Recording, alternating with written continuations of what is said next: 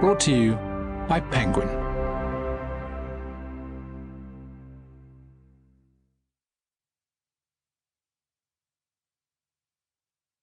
Dead Men Don't Tell Tales, written by Guy Martin and read by Dean Williamson.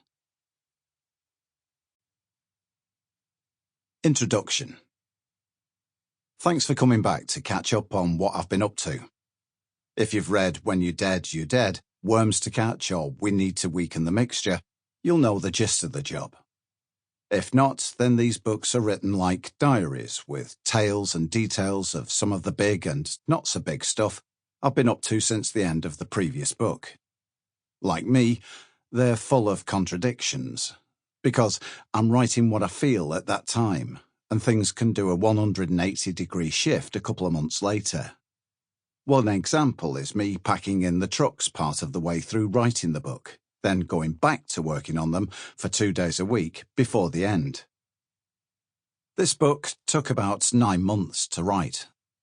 The first few chapters needed me to look back in my diary to remind myself of a few things, because the Nürburgring van, the world's fastest tractor, the D-Day job, and the Arizona trail race that was nearly the end of me all happened close to the end of writing We Need to Weaken the Mixture, when my head wasn't in writing another book.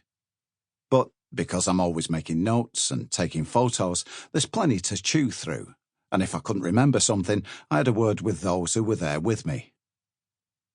Another thing that has changed a few times during the making of the book is its title. It was called Like a Bee in a Borage Field. It was a way of describing how enthusiastic I was about stuff like the 300 mph job. Borage is a crop that produces a certain type of oil used in the medical industry, and each field needs tens of thousands of bees to pollinate it. The bees go mad for borage. It's almost like a drug for them. They get off their faces on it, and they're useless for days. So if someone is like a bee in a borage field, they're enthusiastic to the point of being addicted. That was the title until I saw the words on a mock-up cover, when I thought, maybe not. Then me and Sharon were watching a film and I said, it'd be far easier to kill him.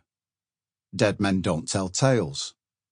Sharon said, you should call the book that. I took it to mean I'm still telling tales, writing these books, so I can't have killed myself yet. Simple as that. I hope you like reading the tales. Ta for buying the book. Guy Martin, Lincolnshire, June 2021.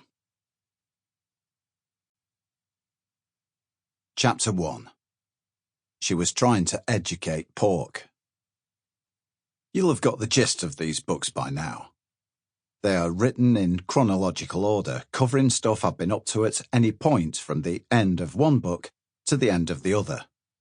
Some of it can be self-contained, like the TV programs or the Arizona trail race, but this chapter began in Worms to Catch. It all started with me writing off my own transit on my way to work in Grimsby early one morning. I turned a corner on the industrial estate, was blinded by the rising sun, and ploughed into a parked Arctic low-loader trailer. While I was still working out how I'd done something so daft, another van came around the corner and did the same. I still don't know how. Sometime later, the TV lot were asking about races, and I mentioned the Silver State Classic Road Race in Nevada. Then they came up with the idea of building a transit and shipping it to America to compete in it. I told them the written-off van that I'd bought back off the insurance company was the thing for the job. The story of how all that worked out is in Worms to Catch, and also how we then took it to Bonneville to attempt to beat the outright top-speed record for a van that was set at 176 mph by Ford's own Supervan. I think Supervan had a Cosworth DFV Formula One engine in it, and it wasn't really a van. It was a space frame chassis with a 2/3 size lightweight plastic body over the top of it. A space frame is a lattice of tubes.